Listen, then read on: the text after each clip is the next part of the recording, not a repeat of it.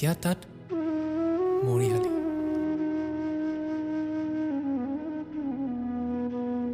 জীৱনৰ পৰা ঘা পোৱা প্ৰতিজন মানুহেই তালৈ যায়। এটা এটাকৈ পুতি থৈ আহে মৃতদেহ। এবাৰলৈ এৰি থৈ আহে নিজক। সপোনবোৰক পুতিব নোৱাৰে সহজে, সেয়ে পুনৰ উভতি আহে।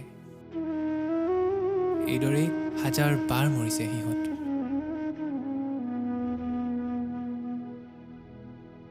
আজি পুতি থৈ আহিছোঁ মোৰ মৃতদেহ। কালিলৈ পুনৰ উভতি আহিম। যিদিনা শেষবাৰৰ বাবে মৰিম তোমাক জনাম।